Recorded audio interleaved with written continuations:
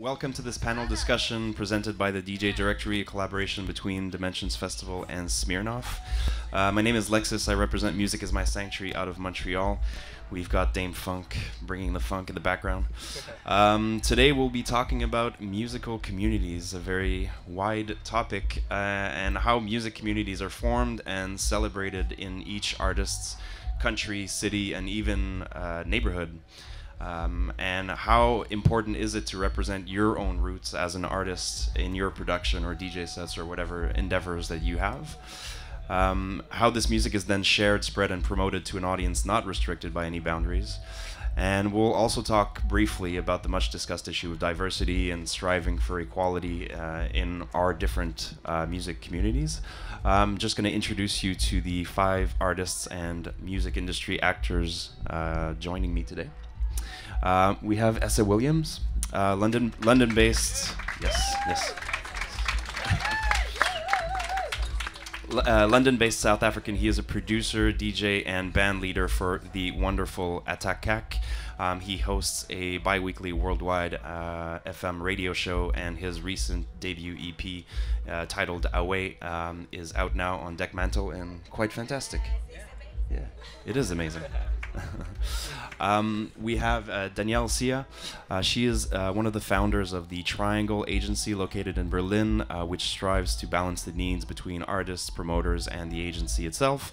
She used to be a concert promoter in Italy and has worked with K7, Kinetic Artist Management, and yeah, Triangle represents several huge artists like Jeff Mills, Ellen Alien, Blawan, DVS1, just to name a few.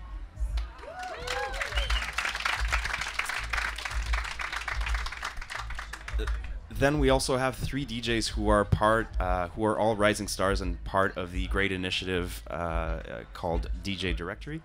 The directory is there to shine a spotlight on some of the best unsigned talent with the hope to provide an international platform for these emerging musicians to showcase their talent. First, to my right, is Debora Ipekel. Yes.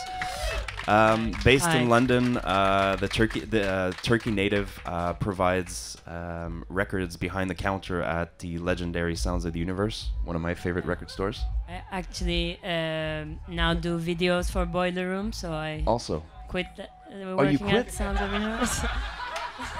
you need to update your bio. So you mean I can't get discounts at Sounds of the Universe anymore? I mean, I do once a month just for fun, but yeah, not anymore that much.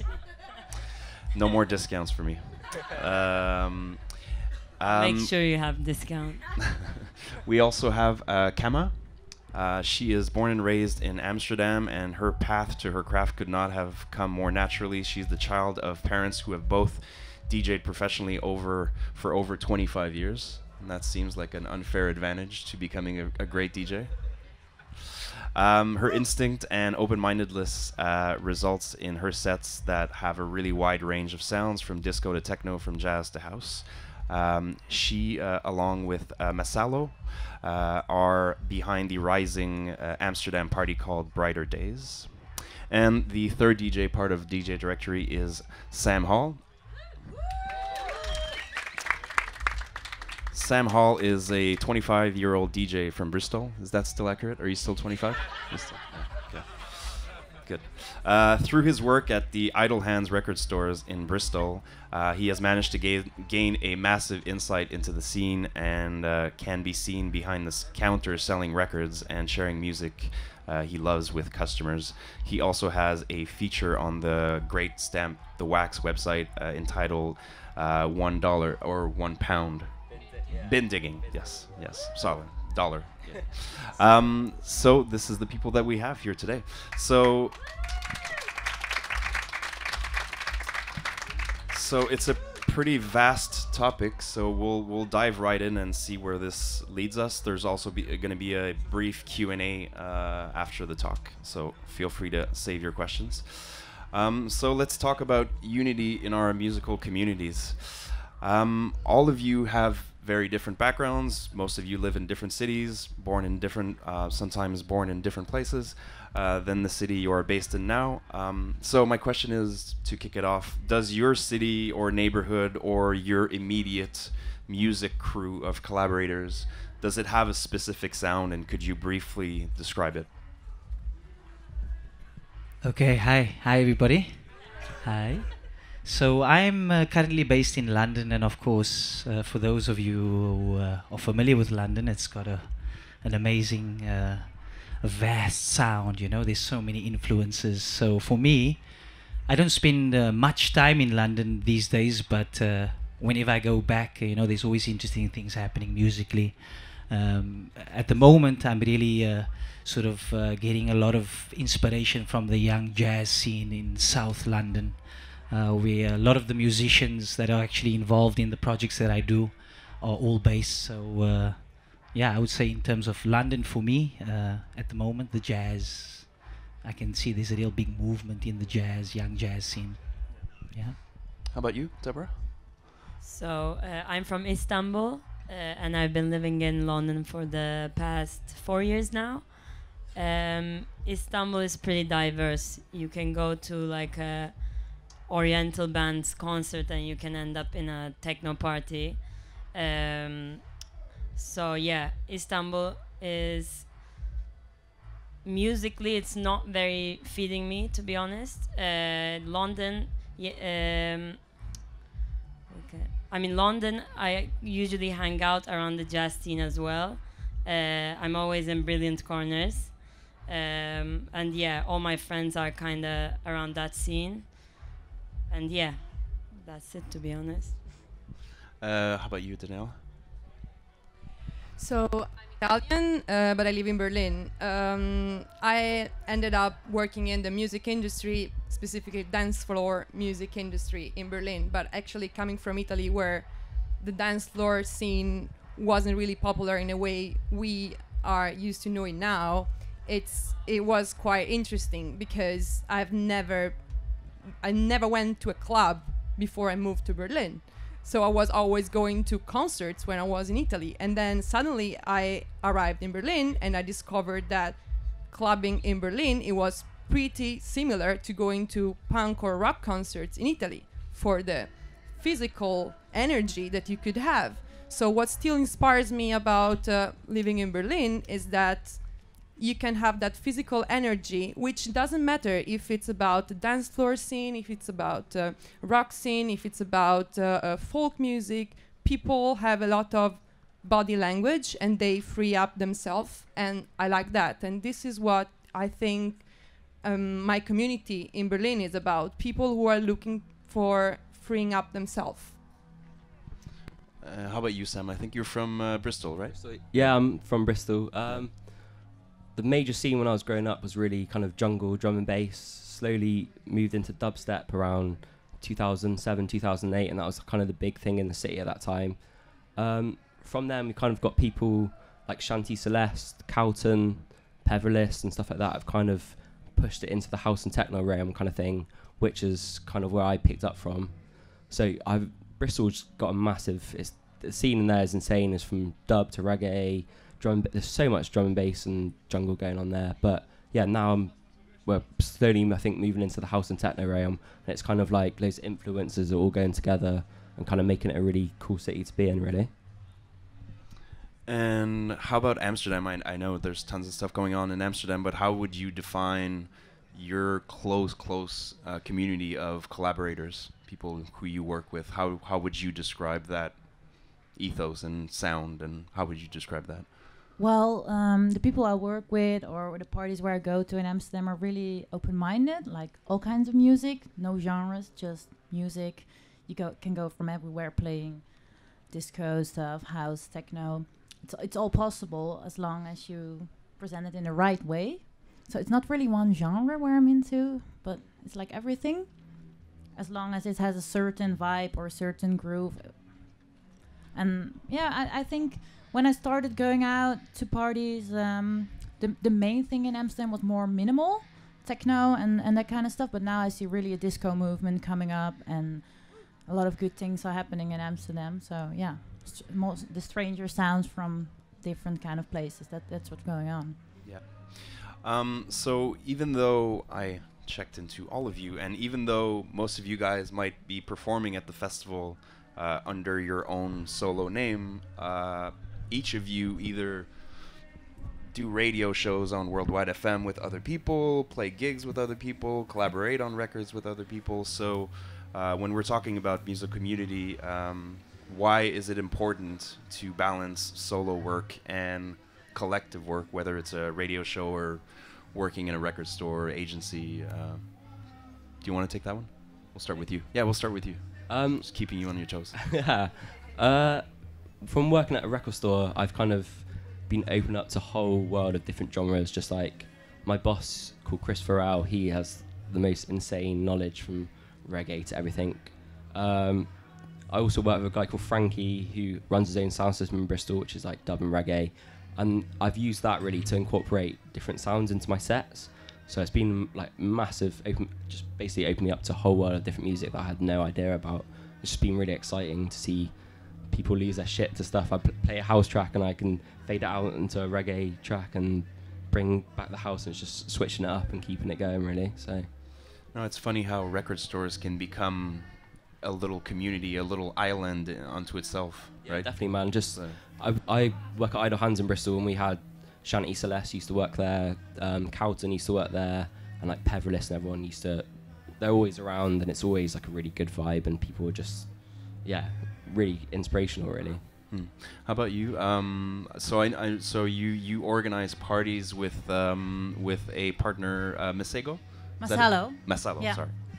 No worries. Close enough. Masalo. Yeah. So tell me what you get out of working as a team.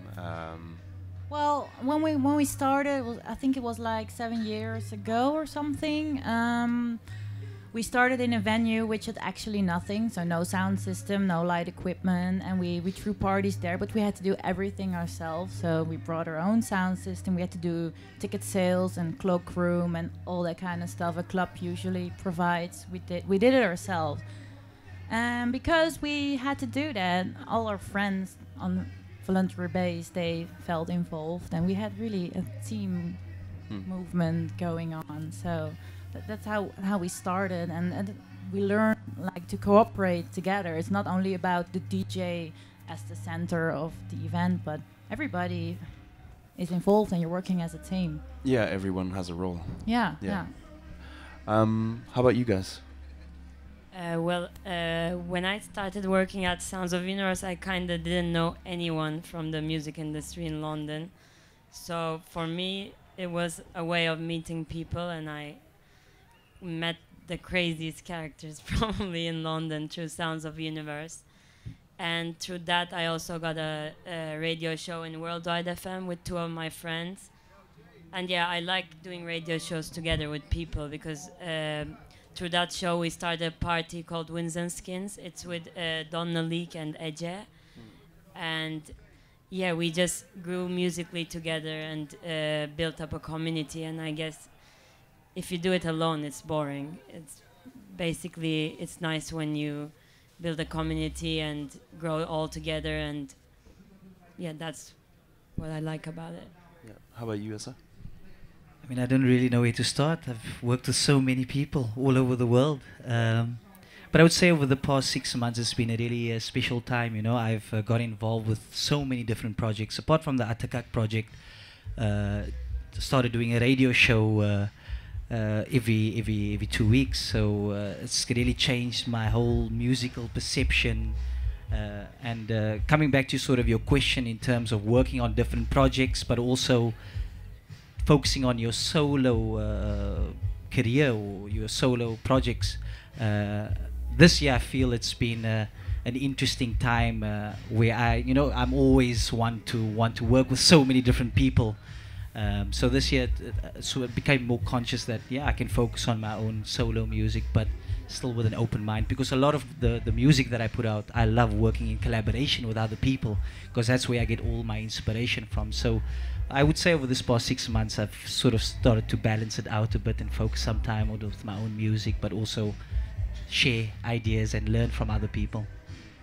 Do you think we do a good enough job? Because right now we're talking about communities, and sometimes that can mean something huge, and that can mean something medium-sized, and that can be something as tiny as Sounds of the Universe or Idle Hands or Worldwide FM. Do we all do a good enough job of sharing and connecting community to community? Because this underground music can be sometimes very insular and very divided. That crew, that festival.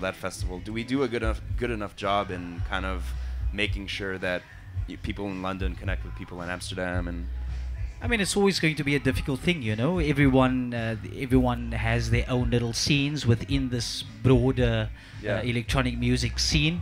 But I guess there is ways of people connecting with each other, especially events like Dimensions Festival. You know, here you can get loads of different radio stations, artists all coming together and doing events like this. And I guess these are the sort of stepping stones or planting the seeds for it to be able to grow a bit more, you know.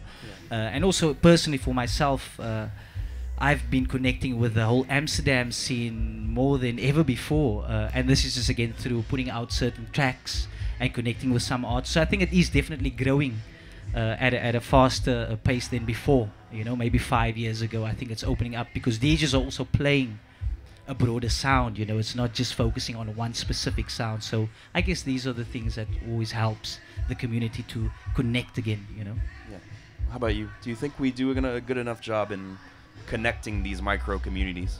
Yeah, I mean, I think we do a bit, kind of because of internet. We follow all the events going on in Berlin or Amsterdam, and I guess we just don't stick in our own local community.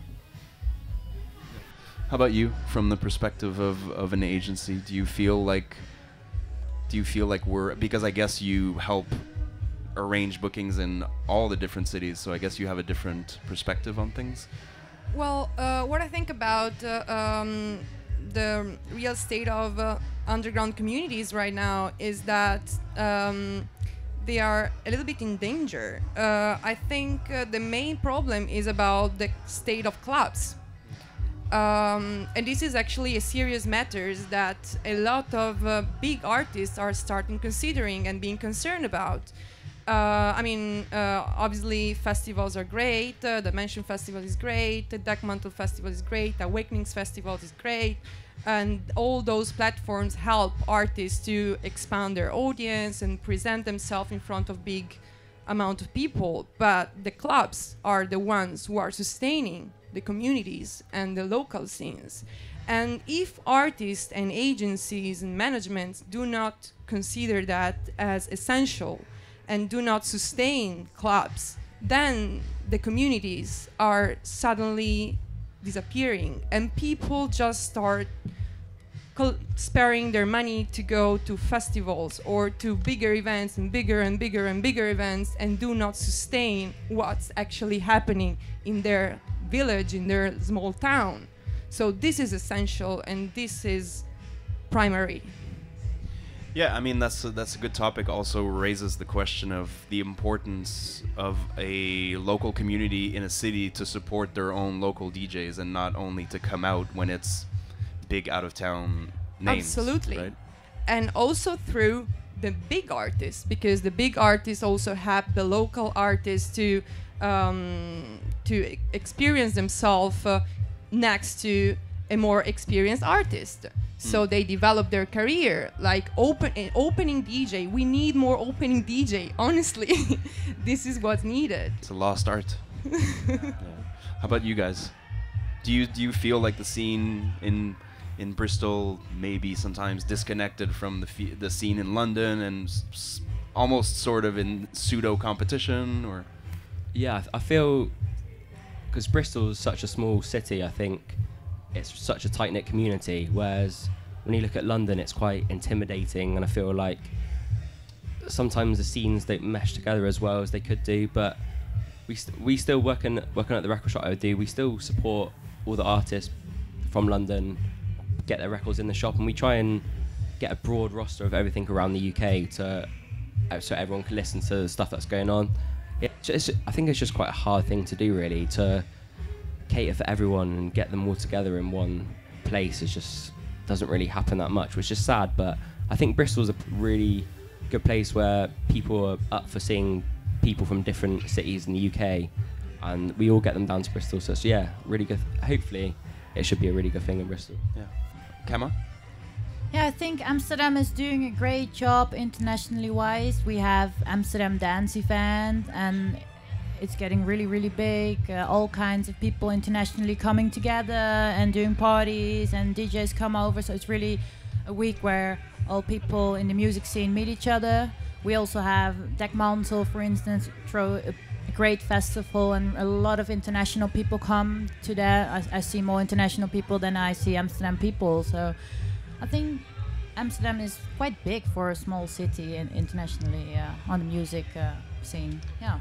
Maybe a question more for you three younger DJs, part of the DJ directory. Is there anything that we could do? So we're talking about sometimes these hyper micro niches of cities, neighborhoods, radio shows, labels. Was it easy for you to sort of, because I can remember being 20 years old and trying to work in a record store. It's a pretty intimidating, it's a club that you're trying to get into, it's a community that you're trying to get into, and I guess my question is, what can we do to make each of our own little community a little bit more accessible to the people trying to come in it, a little bit more welcoming, I guess is what I'm saying. Because sometimes it becomes this very insular, cool club that no one can kind of like, it's like the secret handshake or whatever. I can only speak for myself as throwing the Brighter Days parties we did in Amsterdam. And what we didn't throw party only for music heads and people who are really, really into music, but we also invited like ravers who were just into partying a lot, or people I knew from college or university, and they didn't have really anything to do with music, but they just want to have a good night. So the key to our party was we invited all kinds of people. Everybody was welcome, and we gave everybody the feeling that they were involved. And for some reason, it worked, and people became friends with each other and started to invite other friends. So it just worked because we were really open-minded to all kinds of people from different ages, different colors, different backgrounds. But as far as opening the door and encouraging people to not only get involved in terms of being in the audience, but getting involved in terms of being a designer, being a DJ, do you think we're doing a good enough job to be welcoming? Because I just wonder, when you first applied at Sounds of the Universe, were you intimidated? Were you, was it hard to get into? Did you, I mean, I applied to, for example, I applied to do an internship at Worldwide FM with Giles Peterson. I emailed them maybe like 20 times since high school. I wanted to work with Giles Peterson. Yeah. And I met Tristan in a party, and I ended up working there just because I met him in a party. So I think in creative industries, it's all about like socializing and meeting people rather than applying for a job. Like in my experience, it was always like that. Definitely. I mean, I can speak for myself as someone who runs a website and many projects. Yeah, I mean, if people in the audience are wondering how to get involved with a label, a night, or whatever, a first step to get involved and sort of donating your time. I'm not saying anyone should work for free for years, but sometimes it's a good way to get your foot in the door to consider, working for free or as an intern. Of course, if you can get paid, get paid. But but that was your way in, yeah, right? I worked free for like a year. I don't recommend it to anyone. Yeah. I mean, I think it's really unfair but that now you're set. Music industry is making people work for free. Sure. Yeah. None of the internships should be free. Sure. Yeah. Yeah, no, I totally get you. I mean, I worked in a record store for free for 4 years. I mean, I was getting paid in records. So. Yeah, I did. I was getting paid in the record shop. Yeah. Yeah. What was my question? I forgot the question too. How to enter? Like how did you start working at Idle Hands? Was it difficult and It wasn't. And Basically, are my you- girlfriend Amber in the audience here. And do you think you're doing a good job for, you know, the little kid that's 18 years old and wants to work at Idle Hands? Are you being I think- as welcoming as you need to be? I think one thing that we've just started doing at Idle Hands, which is going to take off when I get back from Dimensions, is we're doing like an open deck night at this bar in Bristol called the Love Inn, where they've got like a beautiful Bozak rotary, or just like all the technical setups perfect. And we're going to do so it's about 5 or 6 people going to play an hour set each that have up and coming kind of DJs in Bristol, haven't really had an opportunity to play out. And it's going to be like one of the guys from Idle Hands and one of the guys that runs this bar called the Love Inn, and we're all going to like judge it, even though it's going to be completely different genres and people can do what they want. But whoever's the winner, they get £75 worth of free records in Idle Hands, and then the second place gets £25 worth. So I think that's a really good way to get people like out and open and playing at their local clubs, and a good way for people to get involved in the shop as well and buy records. So yeah. And yeah, in London, for example, I feel like we need more places like Total Refreshment Center, for example. It was a important place for me, like meeting people and going out to a music space without spending much money.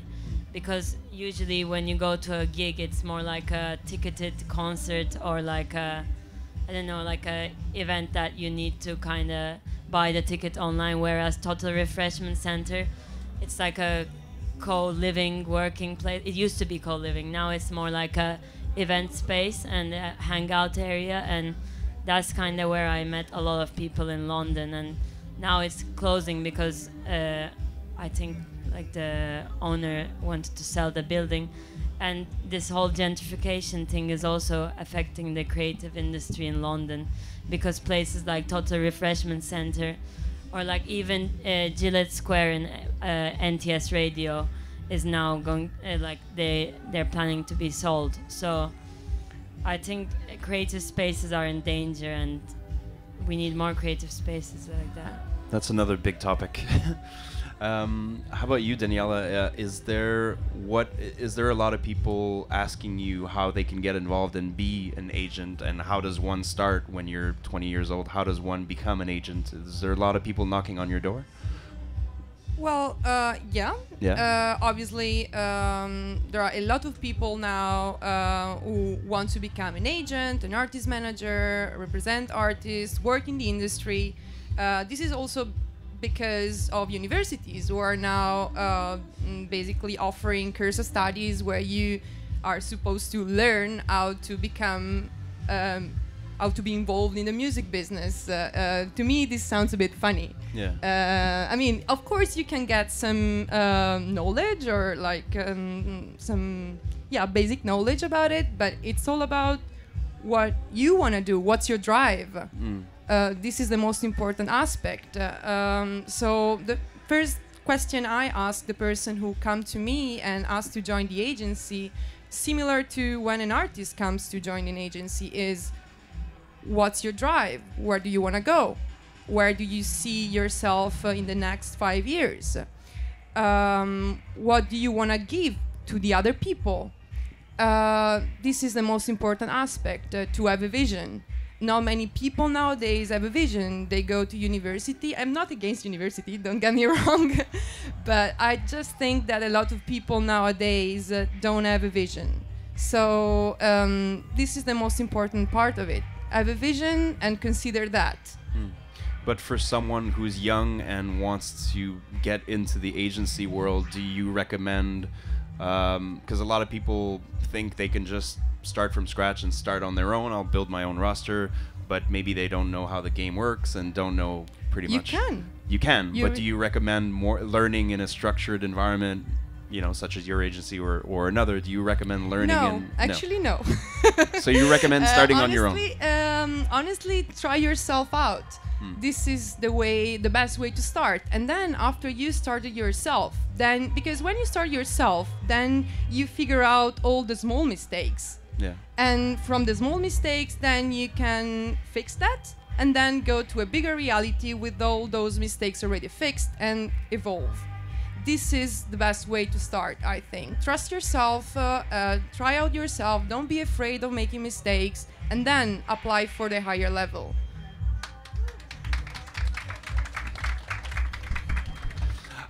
I wanted to talk about this notion because we're talking about physical communities, London, Amsterdam. I wanted to talk a little bit about online communities. What do you get out of connecting with?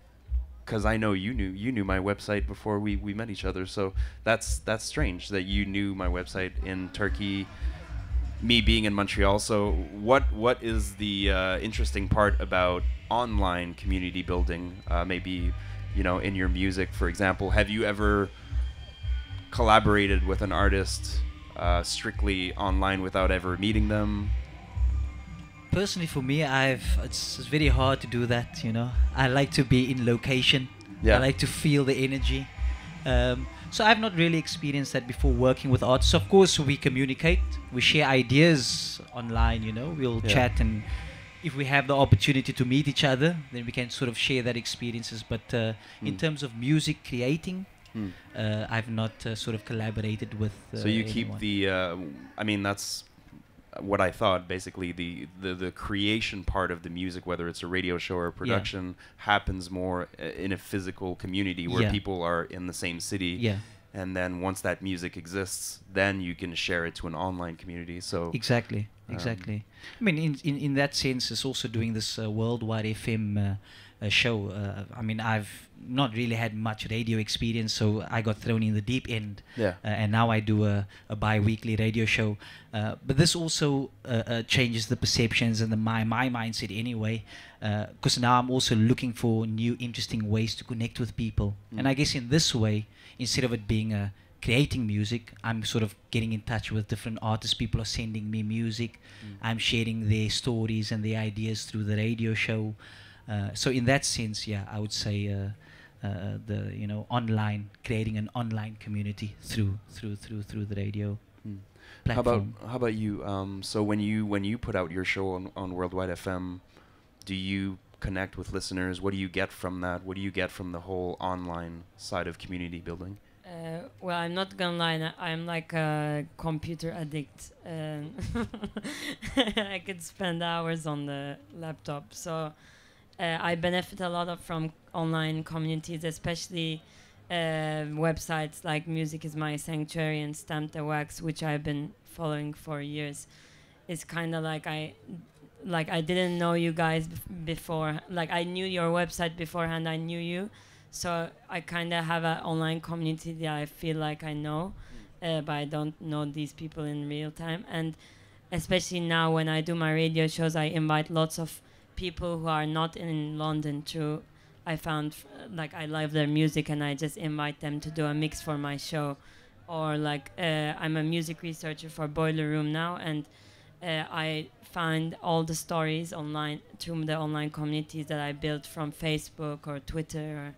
So I benefit a lot from it in my work. How about you, Kamma? What do you, in terms of, because you host the parties in Amsterdam and you play, you go outside for gigs to other countries, but what do you think about online community for you? Is it part of the creation or just part of the kind of sharing of that creation? Yeah, the last thing you said. For me, it's really...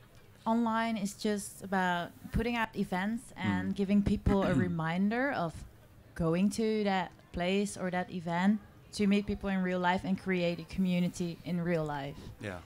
For me, that's the most important of the online thing. And it's very handy to send personal messages to people, email, WhatsApp or Facebook. But the community thing and that feeling of being together and creating something, for me, it happens in real life. How about you, Sam? Do you use?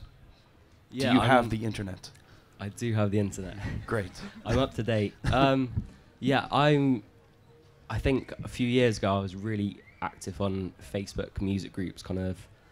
And I've tried to slowly get away from that, but I've met some of my best friends for life, so many people at this festival just through these online communities. And one of the groups at the moment that I'm a massive fan of is a group called We're Going Deep on Facebook, which is like loads of probably 40, 50-year-old guys that were there in the 90s, like doing their thing, and they're just like really happy and that people 25 years younger than them are like into the same stuff, because a lot of what I play is kind of like late 80s, early 90s house and techno. So for them to be able to share that with people 25 years younger than them, I think they're really excited about that. And that's, I found so many insane records from those guys. So yeah, it's a great place to join if you can. So how about you? Do you have any thoughts on socials and online internet community? Yes. Online communities.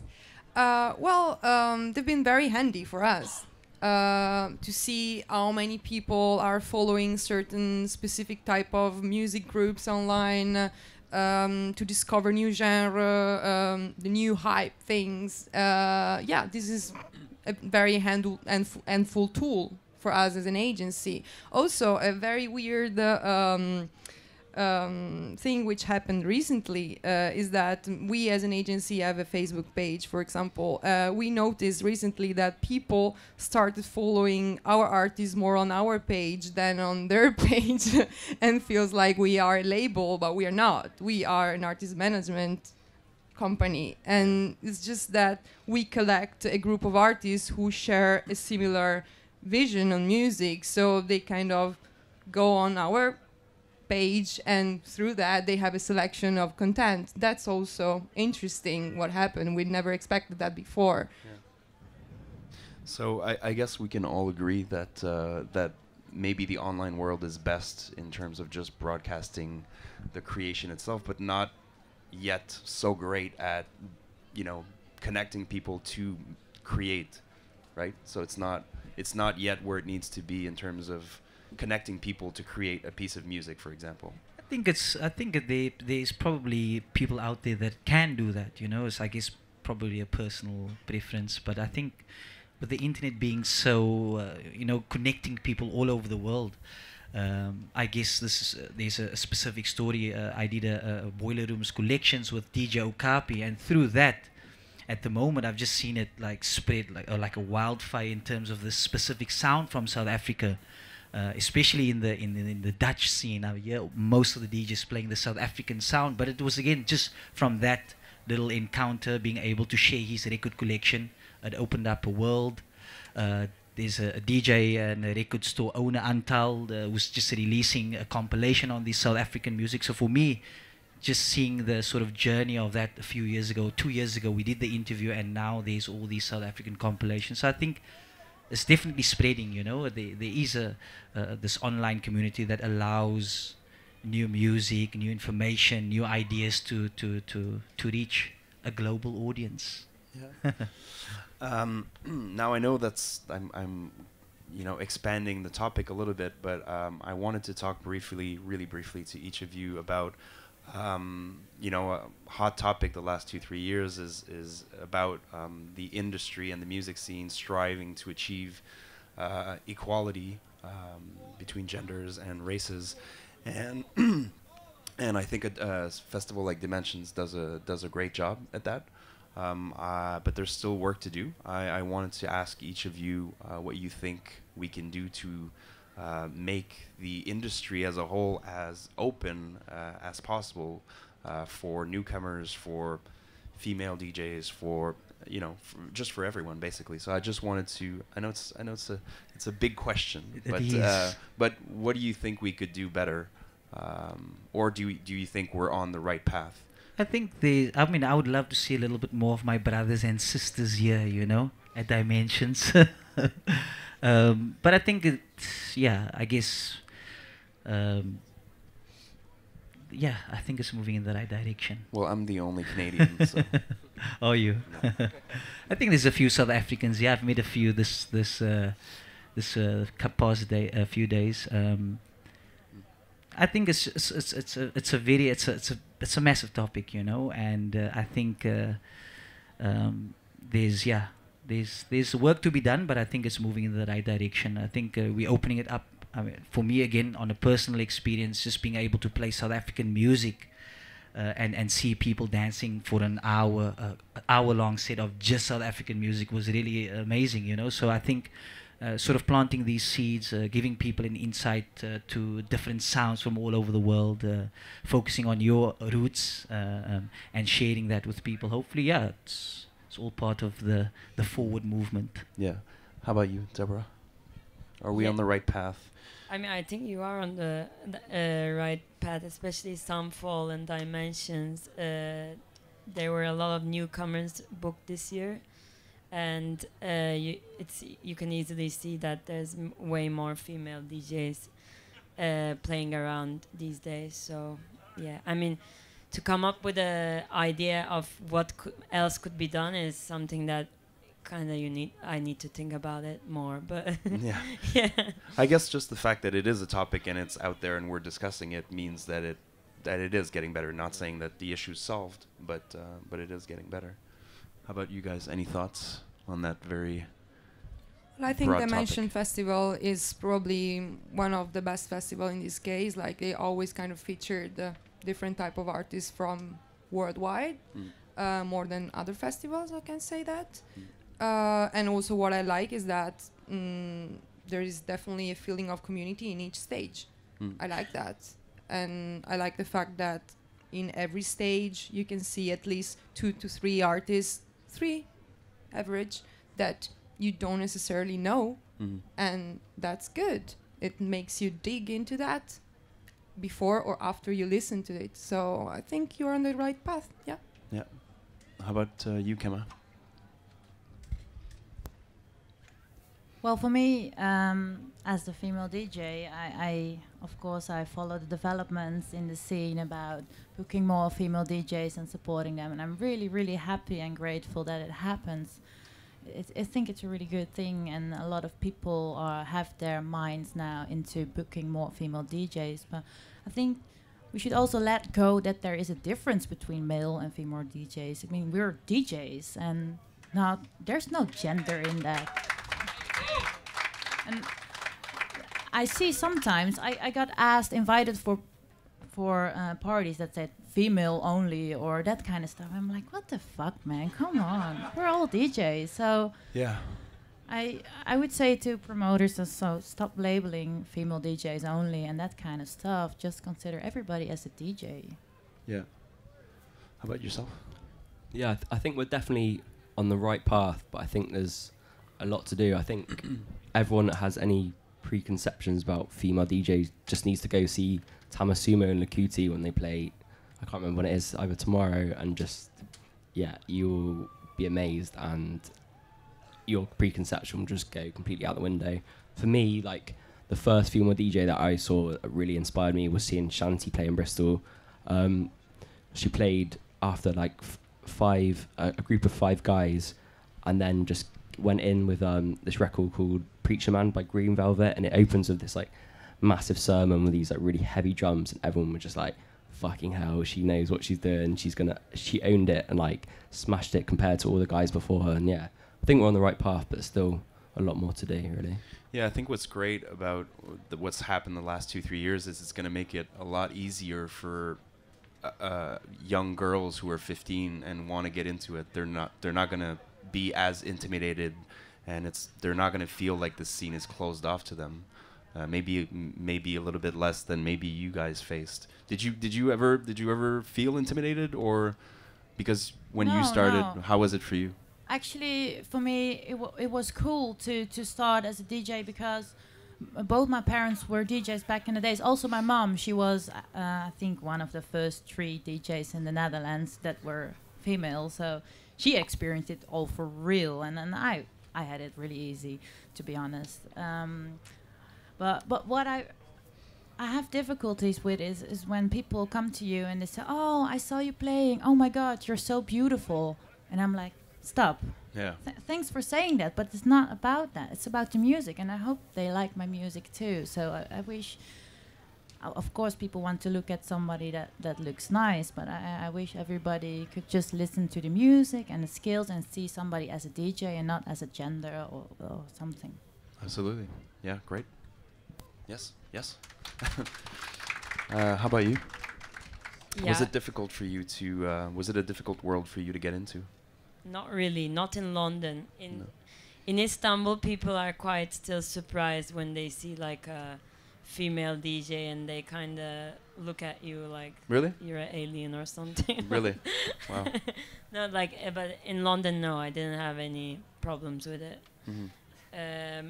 I find it quite weird on the boiler room comment thing, though, that it's clearly there's a sexism thing going on, that whenever a female DJ plays, there are horrible comments, and like, for example, in Dekmanta, like, even if because I work there and I kind of follow all the comments in boiler room, and we were checking, and really the girls were rocking it, but the comments were horrible, and it always happens. Like, this is the case in it, like, all the time.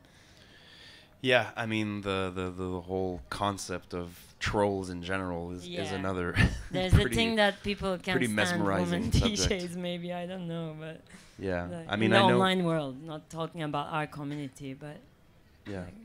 Well, yeah, I think we still have work to do, and but I think we're definitely going in the right direction.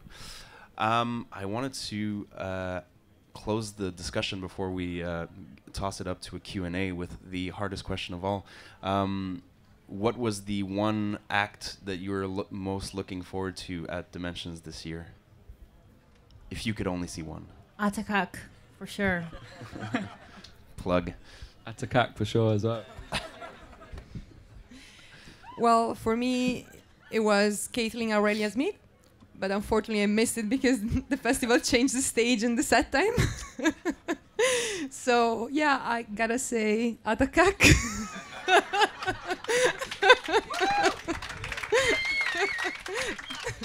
How about you? you know the answer. Atakak. How about you? guess- I Something guess- other than Ataka. I guess I have to say Damn Funk. But Damn. unfortunately, I was sitting here and I missed the whole show. And I missed him last night. I was sleeping, unfortunately. But yeah, I got some wood. I got some. What would be your What would be your second pick? Second pick. I mean, there's just so many. Wow. Second pick. Second Well, pick. I'm hosting a scene Oh, on you- Sunday, with Mind Design and Okay. John Wayne and Sophie and Nice. myself and Gilla.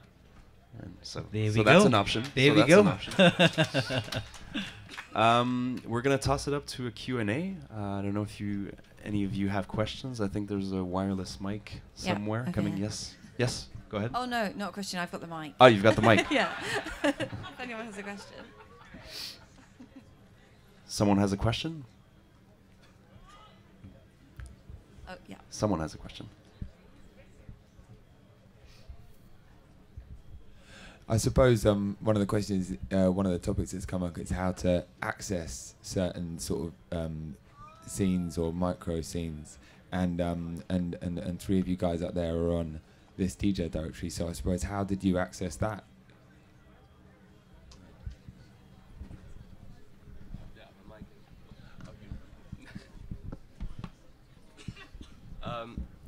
Basically, the way I got into it was completely out of the blue and really surreal. Andy, that kind of runs Dimensions Festival, got in touch with me and was like, I've heard your name floating about. A couple of friends have recommended me to you.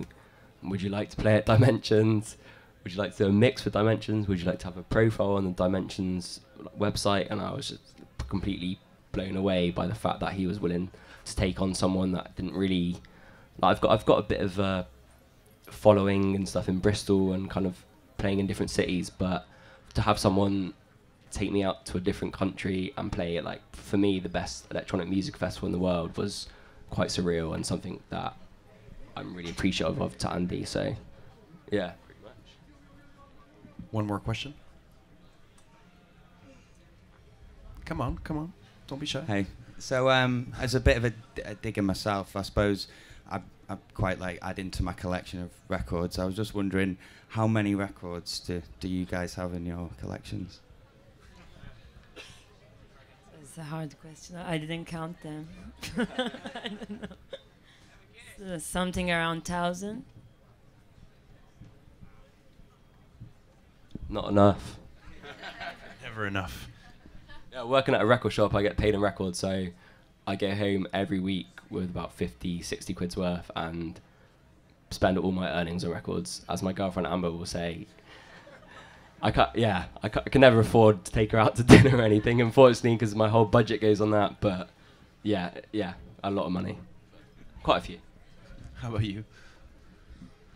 Well, I'm quite lucky to have also the collection my parents built. So it started from in the 70s and the 80s and the 90s, and they bought all the jazz, soul, and funk, disco, and house stuff. So I own that also a bit, and I think that's like, I don't know, 20,000. I can't say. I don't know, but I try to buy not the stuff from back in the days because they already have it, and it wouldn't make sense to buy it all double. So I try to buy most new stuff, and well, that's an unfair advantage. Yeah, I know. I'm sorry, but they're still alive, so it's not actually mine. But I can borrow, and it's really handy. So I'm lucky, I guess. Yeah. One more? One more and we go drink? Let's go drink. We got one more. DJ question. What's a good closing track? I'm just the moderator.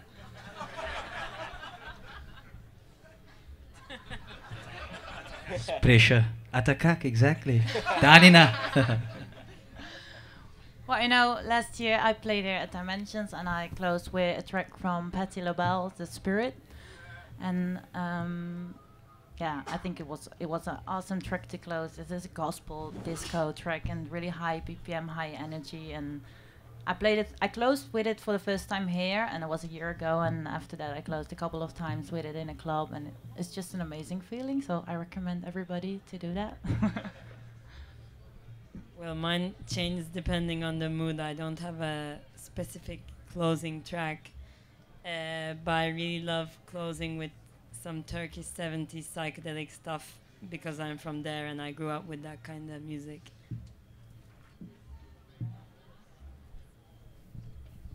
Yeah, I would say maybe the Frankie Knuckles mix of Love Hangover by Diana Ross. That always works. Another question? Is that it? Are we drinking? We're drinking. Thank you to all the guests. Go check them out online and let's build. All right. Thank you.